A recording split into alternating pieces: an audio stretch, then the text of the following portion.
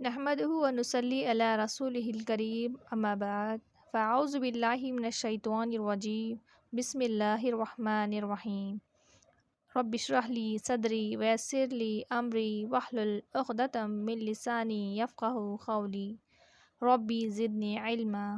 السلام علیکم ورحمۃ اللہ وبرکاتہ۔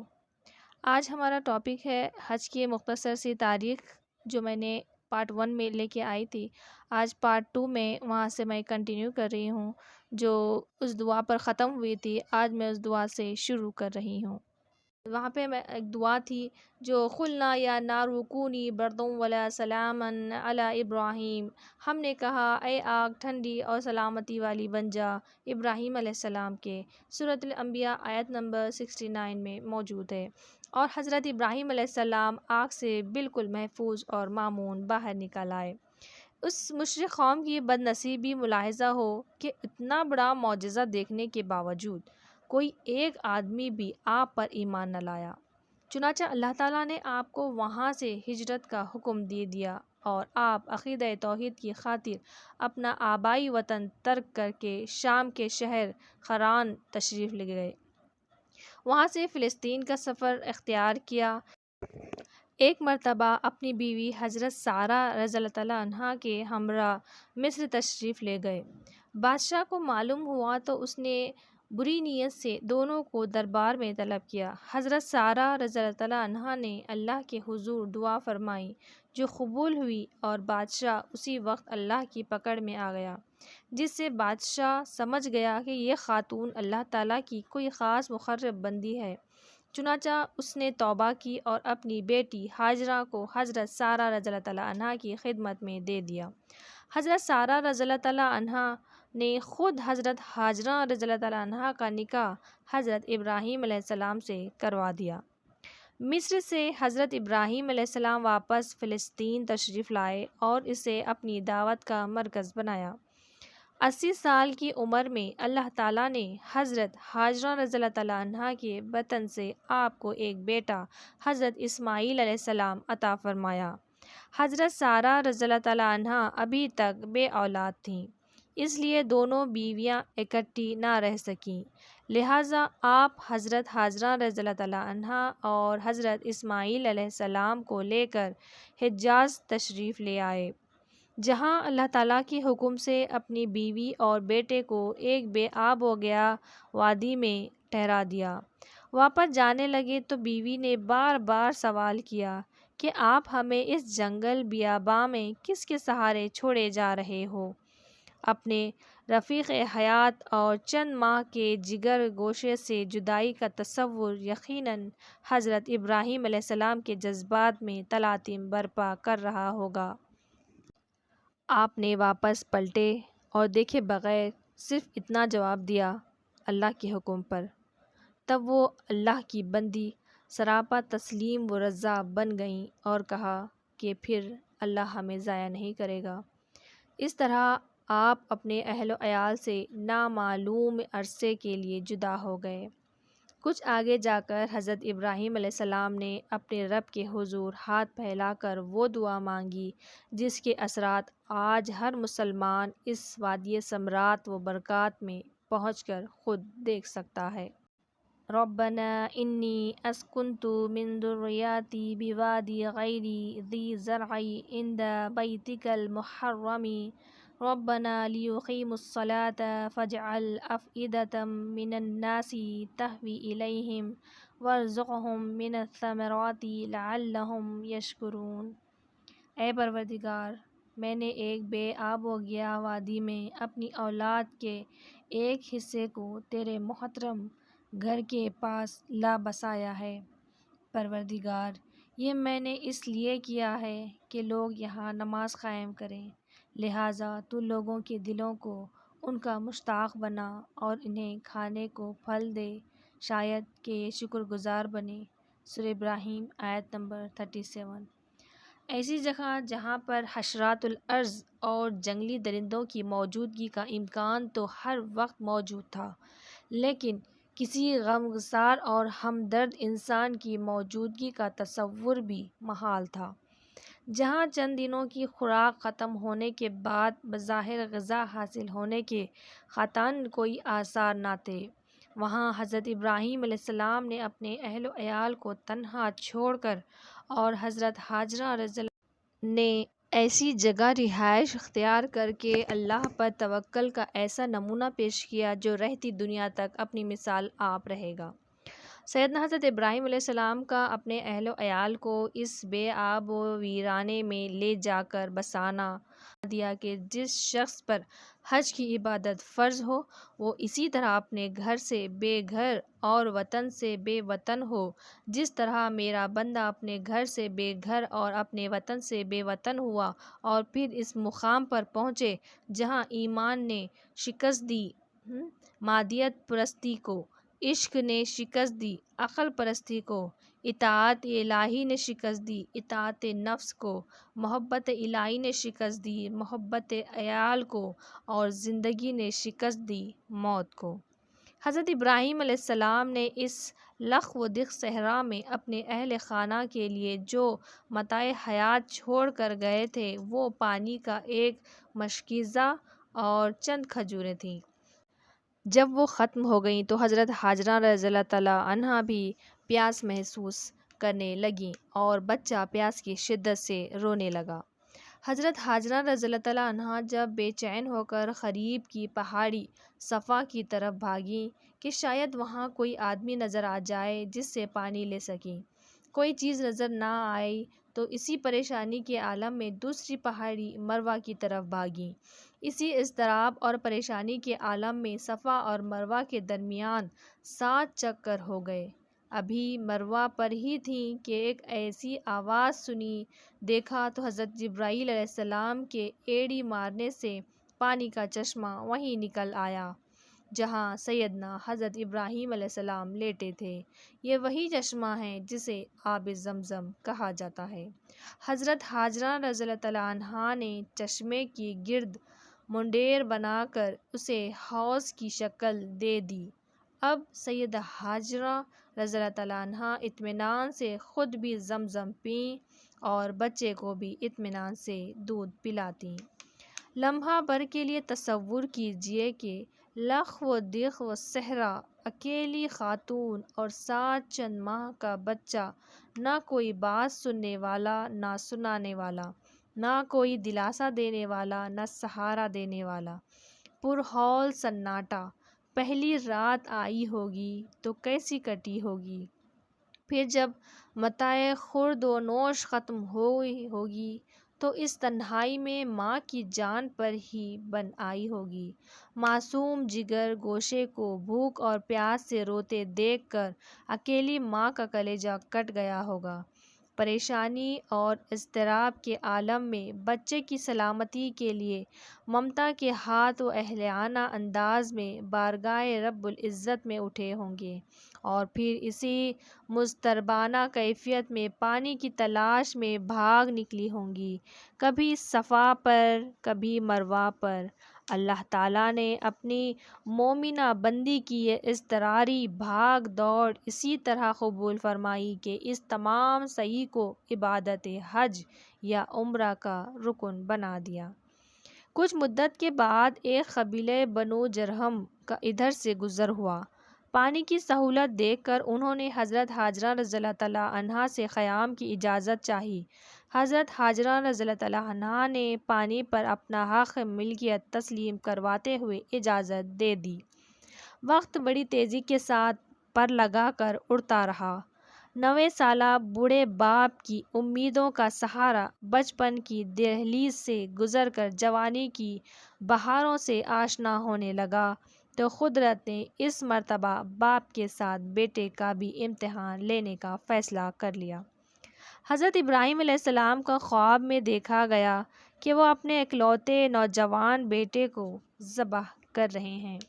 اللہ تعالیٰ کا فرما بردار اور وفا شار بندہ جو ابھی ابھی کتنے ہی کٹھن امتحانوں سے گزر کر آیا تھا، یہ خواب دیکھ کر نہ تو رنجیدہ ہوا اور نہ ہی مستقبل کے خدشات اور وسوسوں کا شکار ہوا، بلکہ بلا تعمل ایک اطاعت گزار غلام کی مانند اپنے آقا و مالک کی مرضی کے آگے سر تسلیم خم کر دیا اور حکم کی تعمیل کے لیے فوراً فلسطین سے مکہ مکرمہ پہنچ گیا۔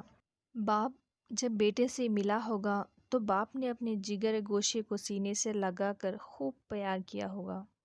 جب باپ نے بیٹے کو بتایا کہ اللہ تعالیٰ نے مجھے خواب میں تمہیں ذبح کرنے کا حکم دیا ہے، تو فرمانبردار بیٹے نے تسلیم و رضا کے اسی طرز و عمل کا مظاہرہ کیا جس کا مظاہرہ اس سے پہلے عظیم باپ کر چکا تھا۔ حضرت اسماعیل علیہ السلام کا جواب اللہ تعالیٰ نے قرآن مجید میں ان الفاظ میں نقل فرمایا ہے: یا ابت افعل ما تؤمر ستجدنی ان شاء اللہ من الصابرین۔ ابا جان، جو کچھ آپ کو حکم دیا جا رہا ہے اسے کر ڈالیے، انشاءاللہ آپ مجھے صبر کرنے والوں میں سے پائیں گے۔ سورۃ الصفات آیت نمبر 102۔ سعادت مند بیٹے کا جواب سن کر باپ کو اطمینان ہو گیا اور دونوں باپ بیٹا اللہ کے حکم کی تعمیل کے لیے نکل کھڑے ہوئے، اور پھر اللہ تعالیٰ کی رضا کے لیے حضرت ابراہیم علیہ السلام نے تاریخ انسانی کا وہ عظیم الشان کارنامہ سر انجام دیا جس کا مشاہدہ نہ اس سے پہلے کبھی زمین و آسمان نے کیا نہ اس کے بعد کریں گے۔ اپنے جگر گوشے کو منہ کے بل زمین پر لٹا دیا اور چھری تیز کی، آنکھوں پر پٹی باندھی اور اس وقت تک پوری طاقت سے چھری اپنے بیٹے کے گلے پر چلاتے رہے جب تک اللہ تعالیٰ کی طرف سے یہ صدا نہ آئی: صدقت الرؤیا انا کذلک نجزی المحسنین۔ اے ابراہیم، تو نے خواب سچ کر دکھایا، ہم نیک لوگوں کو ایسا ہی بدلہ دیتے ہیں۔ سورۃ الصافات آیت نمبر 105۔ چنانچہ حضرت اسماعیل علیہ السلام کی جگہ جنت سے ایک مینڈا بھیج دیا گیا جسے حضرت ابراہیم علیہ السلام نے ذبح کر دیا۔ اپنے جگر گوشے کو اپنے ہی ہاتھوں اللہ تعالیٰ کی محبت میں قربان کرنے کا عمل بارگاہ رب العزت میں اس قدر باعث عز و شرف ٹھہرا کہ رہتی دنیا تک اہل ایمان کو، خواہ وہ مینا میں ہو یا مینا سے باہر، مشرق ہو یا مغرب میں، یہ حکم دے دیا گیا کہ ہر سال جذبہ ابراہیم کے ساتھ ایک جانور ذبح کر کے اس عظیم الشان واقعے کی یاد تازہ کیا کریں۔ اس انوکھے اور عجیب و غریب امتحان میں کامیابی کے بعد اللہ تعالیٰ نے حضرت ابراہیم علیہ السلام کو ایک بہت بڑے اعزاز سے نوازنے کا فیصلہ فرمایا۔ حکم دیا گیا کہ دنیا میں میرے لیے ایک گھر تعمیر کرو۔ باپ بیٹے نے خوشی خوشی گھر کی تعمیر شروع کر دی۔ تعمیر کرتے کرتے جب حجر اسود کی جگہ پہنچے تو حضرت ابراہیم علیہ السلام نے حضرت اسماعیل علیہ السلام سے کہا: بیٹا، کوئی اچھا سا پتھر ڈھونڈ کر لاؤ۔ حضرت اسماعیل علیہ السلام پتھر ڈھونڈ کر لائے تو دیکھا کہ حضرت ابراہیم علیہ السلام وہاں کوئی دوسرا پتھر لگا چکے ہیں۔ حضرت اسماعیل علیہ السلام نے پوچھا: یہ پتھر کہاں سے آیا؟ حضرت ابراہیم علیہ السلام نے فرمایا: یہ پتھر اللہ کے حکم سے حضرت جبرائیل علیہ السلام لے کر آئے ہیں۔ یہ وہی پتھر ہے جسے حجر اسود کہا جاتا ہے اور طواف کے ہر چکر میں جس کا استلام کیا جاتا ہے، جس کے بارے میں ارشاد نبی صلی اللہ علیہ وسلم ہے۔ حجر اسود جنت سے بھیجا ہوا پتھر ہے جو دودھ کی طرح سفید تھا، لیکن لوگوں کے گناہوں نے اسے سیاہ کر دیا ہے۔ دیواریں جب کافی اونچی ہو گئیں تو حضرت اسماعیل علیہ السلام ایک پتھر اٹھا کر لائے جس پر کھڑے ہو کر حضرت ابراہیم علیہ السلام بیت اللہ شریف کی تعمیر کرتے رہے۔ یہ وہی پتھر ہے جسے مقام ابراہیم کہا جاتا ہے اور جس پر جناب علیہ السلام کے قدموں کے نشانات موجود ہیں۔ ارشاد نبی صلی اللہ علیہ وسلم کے مطابق یہ پتھر بھی جنت سے بھیجا گیا ہے۔ خوش نصیب باپ اور بیٹا بیت اللہ شریف کی تعمیر کرتے رہے اور ساتھ ساتھ یہ دعا مانگتے رہے: ربنا تقبل منا انک انت السمیع العلیم۔ اے پروردگار، ہم سے ہماری یہ خدمت قبول فرما، تو سب کی سننے والا اور سب کچھ جاننے والا ہے۔ سورہ بقرہ آیت نمبر 127۔ بیت اللہ شریف کی تعمیر مکمل ہو گئی تو اللہ تعالیٰ نے حضرت ابراہیم علیہ السلام کو حکم دیا، وَأَذِّن فِي النَّاسِ بِالْحَجِّ، اے ابراہیم لوگوں میں حج کے لیے اعلان کر دو۔ سورۃ الحج آیت نمبر 27۔ حضرت ابراہیم علیہ السلام نے عرض کیا، اس بے آباد ویرانے سے باہر آبادیوں تک میری آواز کیسے پہنچے گی؟ اللہ تعالیٰ نے فرمایا، اعلان کرنا تمہارا کام ہے اور اسے لوگوں تک پہنچانا ہمارا کام ہے۔ چنانچہ اللہ تعالیٰ نے حضرت ابراہیم علیہ السلام کا یہ اعلان نہ صرف اس وقت کے زندہ انسانوں تک پہنچا دیا، بلکہ عالم ارواح میں تمام روحوں تک بھی یہ آواز پہنچا دی گئی۔ جس جس شخص کی قسمت میں بیت اللہ شریف کی زیارت لکھی تھی، اس نے حضرت ابراہیم علیہ السلام کے اعلان کا جواب میں لبیک کہی۔ حج کی تلبیہ کی اصل بنیاد حضرت ابراہیم علیہ السلام کے اسی اعلان کا جواب ہے۔ جب تک حضرت ابراہیم علیہ السلام زندہ رہے، بیت اللہ شریف کے متولی رہے۔ آپ کی وفات کے بعد قبیلہ بنو جرہم کے سردار بیت اللہ شریف کے متولی بنے۔ بنو جرہم کے دور میں ہی دین ابراہیمی میں بگاڑ پیدا ہونا شروع ہو گیا۔ متولی حضرات نذرانوں اور ہدیوں کا مال ہڑپ کرنے لگے۔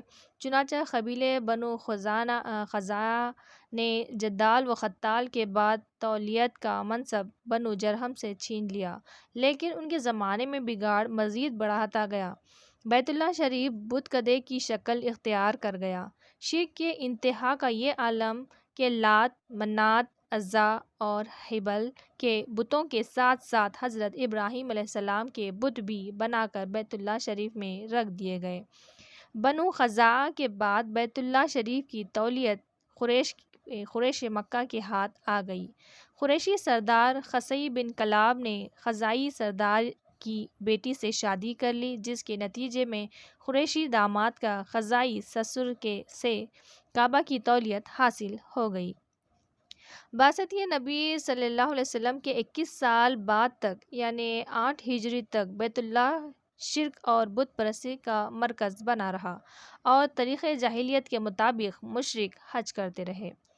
18 ہجری میں آپ صلی اللہ علیہ وسلم نے مکہ فتح کیا تو بیت اللہ شریف کو بتوں اور تصویروں سے پاک کیا۔ 9 ہجری میں حج فرض ہوا تو آپ صلی اللہ علیہ وسلم نے حضرت ابوبکر صدیق رضی اللہ تعالیٰ عنہ کو امیر حج بنا کر بھیجا اور فریضہ حج اسلامی شریعت کے مطابق ادا کیا۔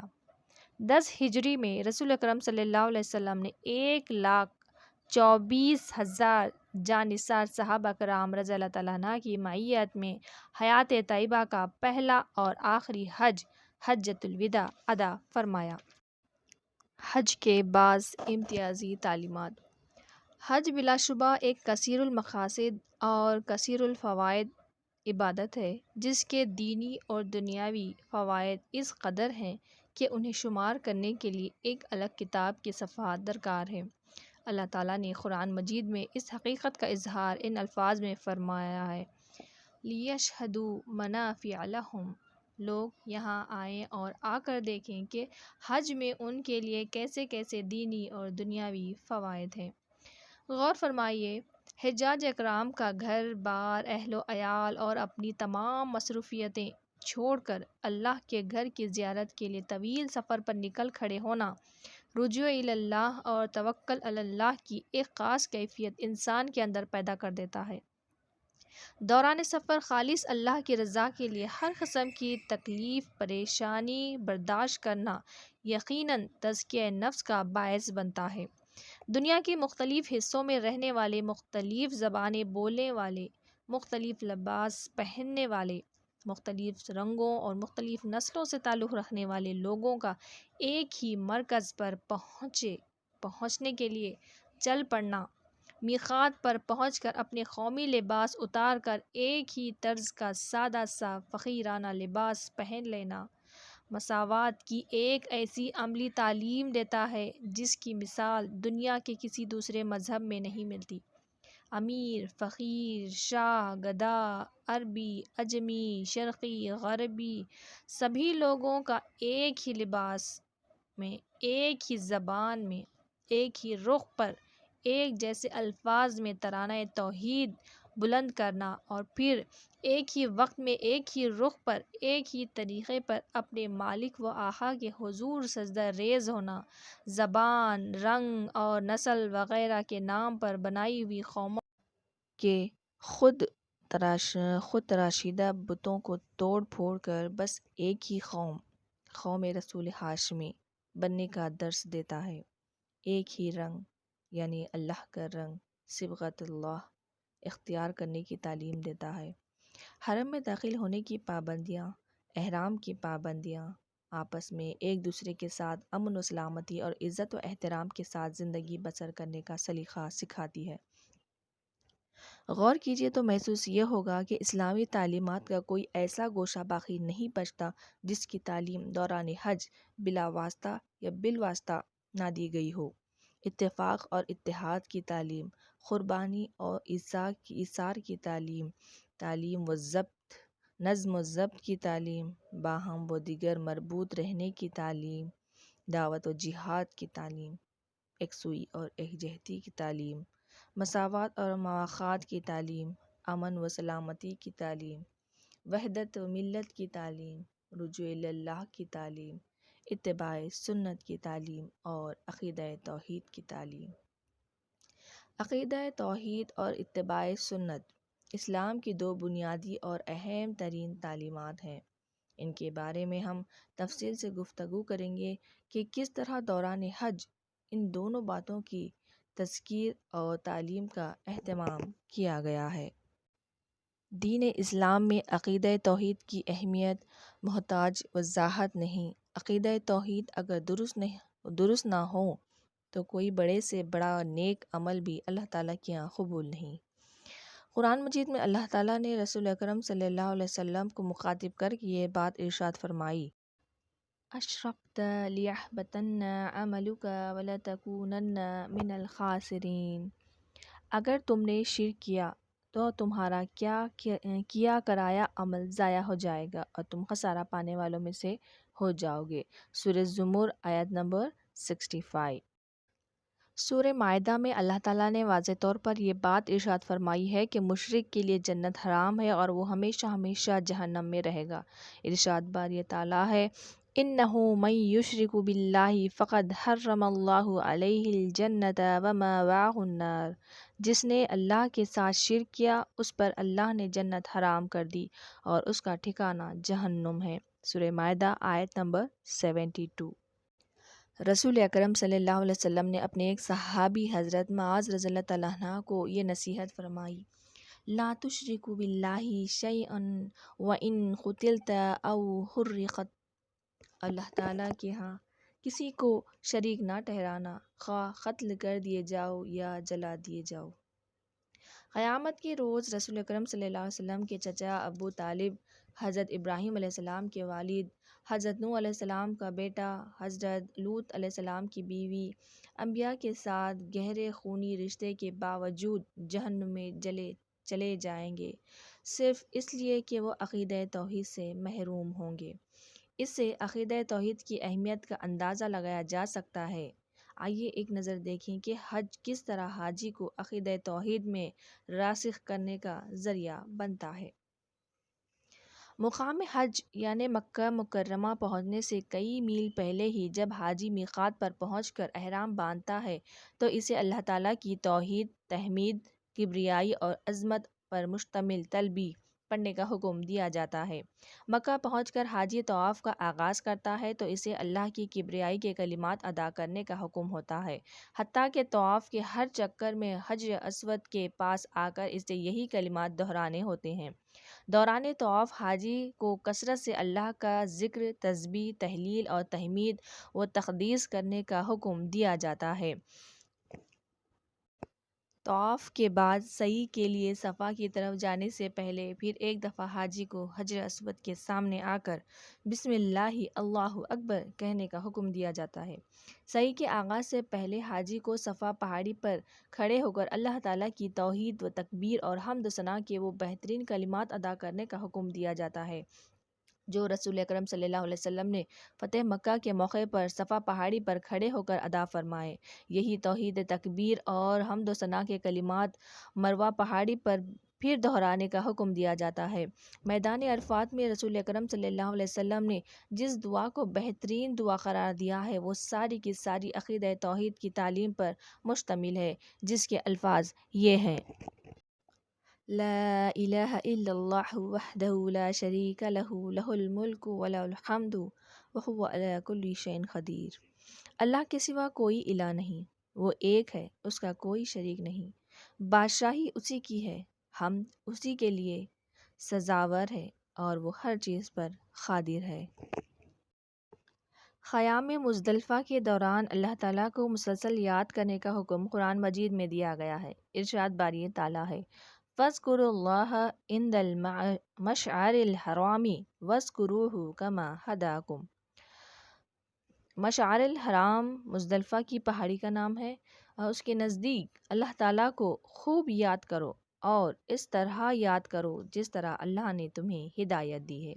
سورہ بقرہ آیت نمبر 198۔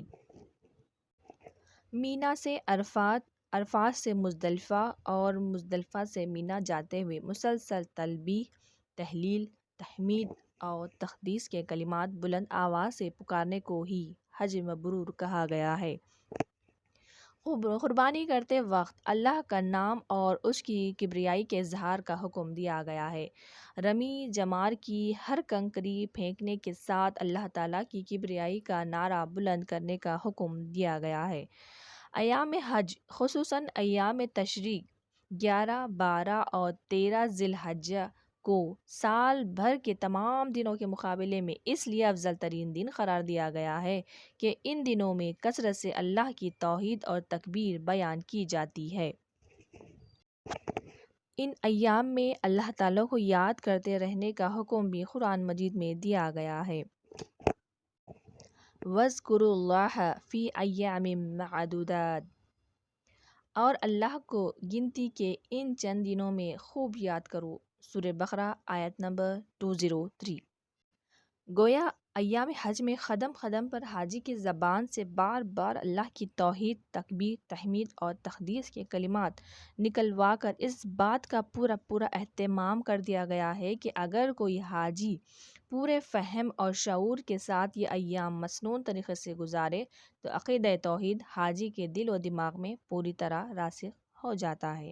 السلام علیکم ورحمۃ اللہ وبرکاتہ۔